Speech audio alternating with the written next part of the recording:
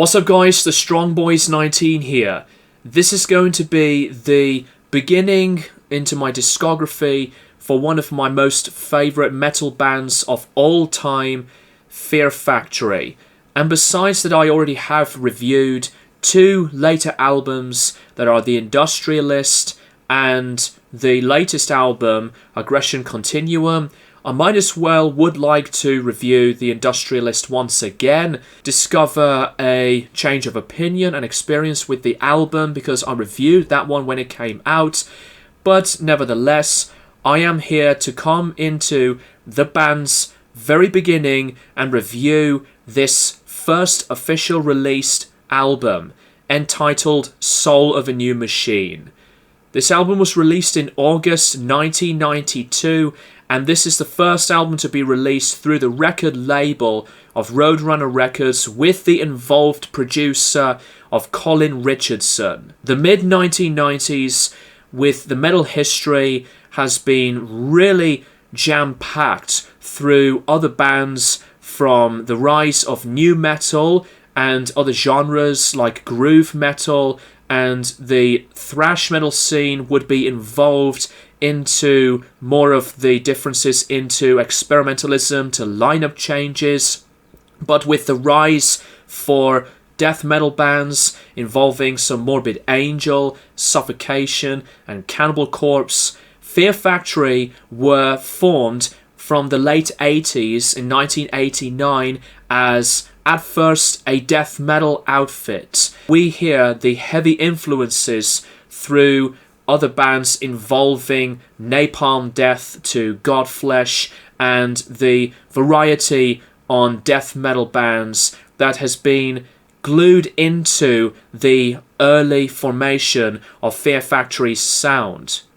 One thing I didn't point out in my review was they've previously made a recording of material in this same style too, called Concrete, but that was shelved in 1991, and they worked with a different producer at that time, a producer named Ross Robinson, who would work with bands like Slipknot, Korn and Sepultura.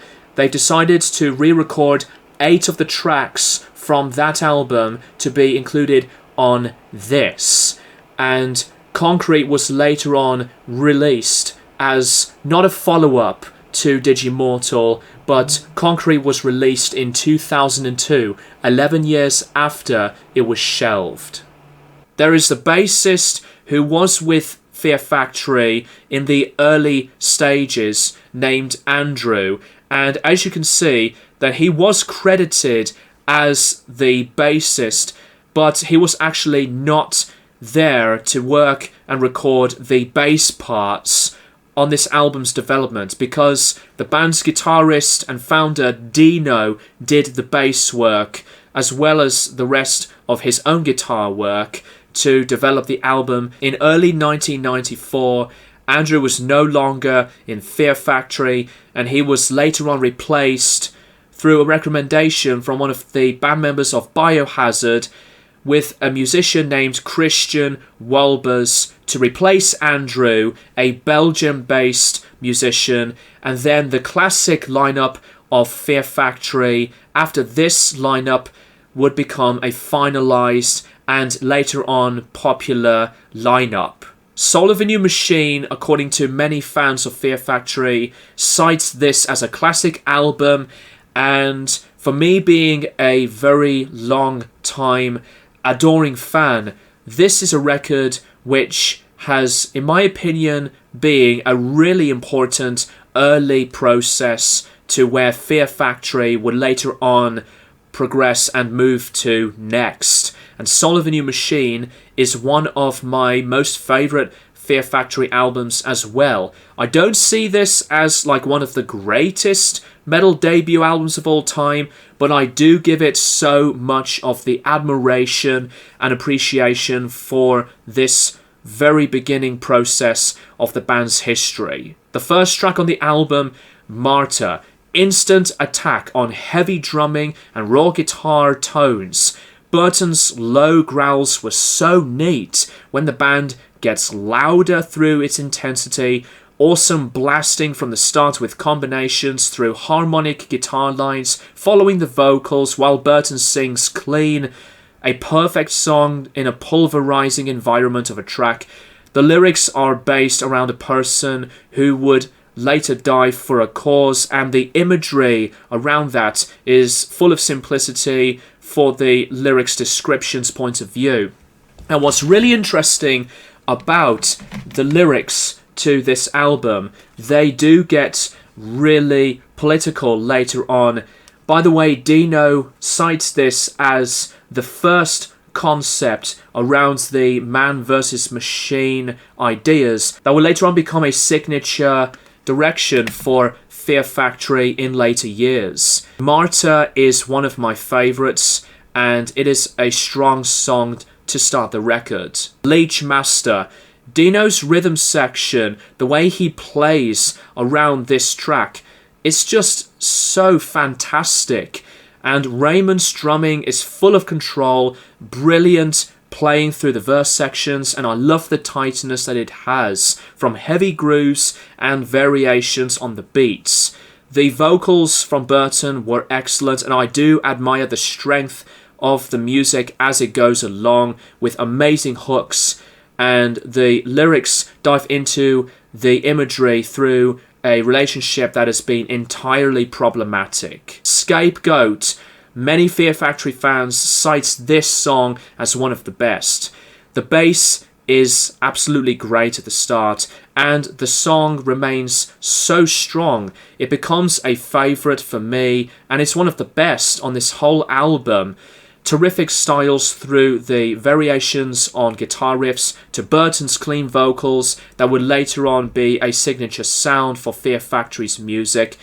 Dino's adventurous pieces through his playing has been so admiring, and it's awesome to hear how creative he can really be. This is just as a very original album. The lyrics were based around a moment when Dino was wrongly accused by the law, and the opening sound was from a voice sample around Harvey Oswald with the JFK assassination. The next track, Crisis. This is an interesting one lyrically. This tackles around the details around the anti-war theme. The opening sample was from one of the greatest films ever made, in my opinion, Apocalypse Now. The band at this point sounded so destructive and as intense. Brutalized playing, loud crashing cymbals all over, and I love the unstoppable power of the whole instrumentation. The latest sample is from another film called Full Metal Jacket, and that is not only the first time that we will later hear a sample from another one of the greatest war films of all time. Crash Test is lyrically around the animal rights point of view, mentionings on animal testing and saying they're not experiencing the world as long or as much as humans from the moral basis. The drumming from Raymond remains so chaotic, and the music was growing some more approachment on technicality. Double bass pedaling actions to huge growls do remain. Excellent song, that's one of my favourites as well. Fleshhold is another number full of punishing tones to blast beats and faster energies. The lyrics were really separate and describing like if you are trapped inside a prison cell or a mental institution, experience of confinement and being subjected to hate. A rise to objection later on lyrically around the track, and to fight for more freedom. Life Blind, the words on this song deal on the helplessness and the disillusionment, and to face the fear around the world that's completely lost in its truth and purpose, questioning the existence of the power that is insanely high. I love the strengthening different places around the song's structure, and I do think hearing the combination of the growls to the cleans, like they're multi-tracked, adds a big plus, alongside hearing more of the thick and disgustingly raw bass tones that you can hear more of its own appearance later on into this song. One of the most praised Fear Factory tracks around this early classic era is Scum Grief. Just like with Martyr, Scum Grief has been praised as one of the masterpieces. The sets of lyrics go around the emotional pain of violence, self-destruction, and the turmoil of feeling trapped within the negative thoughts of a person's mindset, embracing darkness and allowing the whole thing to consume. This is one of these other songs where it's so powerful and the atmosphere is so big on here. Burton C. Bell's vocals were strong and outstanding through his performances, as well as with the rest of the band, to be at one of the absolute best. Multiple pieces through the vulnerability and the suffering of lyrics to the sound of the instrumentation mashed into one. Scum Grief is maybe the strongest song across this whole album. Natividad. No, it is Natividad.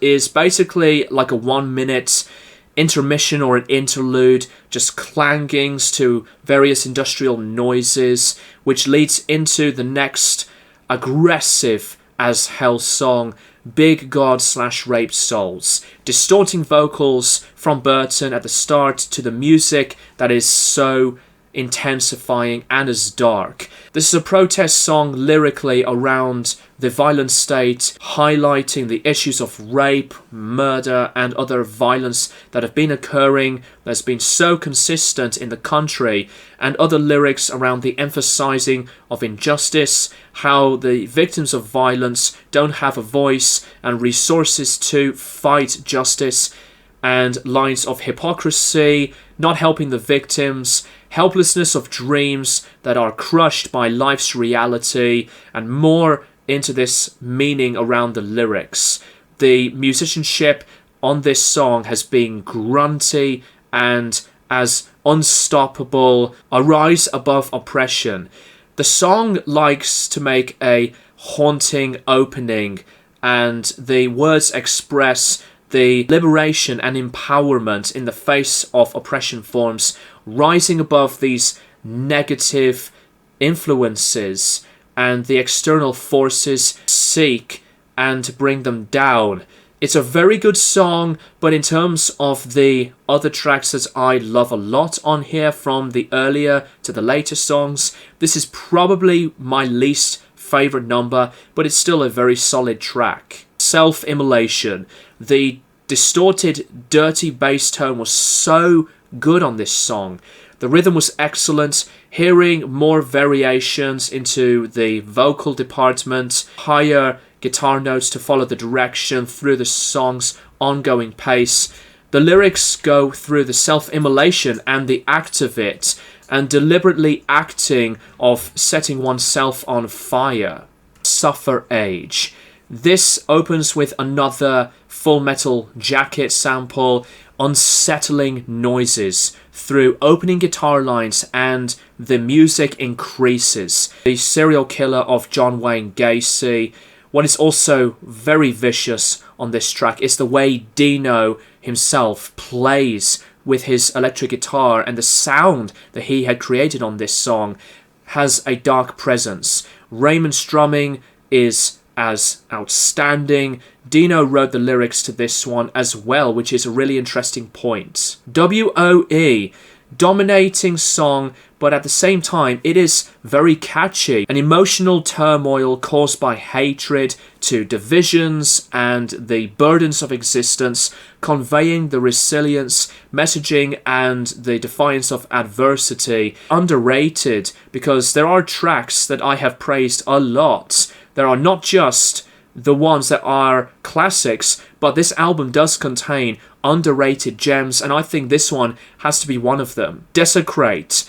Awesome descending notes to constant repetition on the drumming to guitar riffing all the way. High energy once again returns back, and I love the switching positions to separate pieces of the music's writing later on through the execution of the instrumentation. It is questioning the beliefs of religion and faith establishing, disregarding the tradition, and desires to dismantle societal norms. Rejection of oppressive systems like religious institutions, and makes self-empowerment and pursuits of a person's own beliefs and desires. A penultimate song, Escape Confusion, opens things through, once again, clean, soft guitars that sound so sinister, to the slow building up fruition, and the whole bubble decides to burst with the sound of the band attacking everything in its own menacing behavior. Besides its ferociousness and exploration musically, which is a highlight, breaking free from the confusion and the animosity from a person's self and society as well, despite going through the challenges and the battles, and then later on to rise above it all and finding a path towards hope. And this is another song that was written by Dino too. Manipulation. This one is as a cacophony song to finish this whole album. A firing piece to over-the-top drums, technical playing once again to rising up hatred, manipulation like pain, self-control, and the power dynamics, and shows a warning to the damaging side effects from that behavior and to stand right up to be against it. So from beginning to end, on Martyr to Manipulation, this is a really strong debut album from start to finish. And that's all I would like to say on Soul of a New Machine by Fear Factory. Let me know what you guys think of this album in the comments down below. Do you really praise this album? Is this one of your favourite Fear Factory albums? Is this maybe your favourite than Demanufacture or Obsolete? Fear Factory around this sound has been fascinating and interesting to me. And Soul of a New Machine is one Fear Factory record that I still do love a lot. I'm going to give Soul of a New Machine by Fear Factory a 9 out of 10. Thank you guys for watching, and I'll keep you guys posted for more videos in the near future.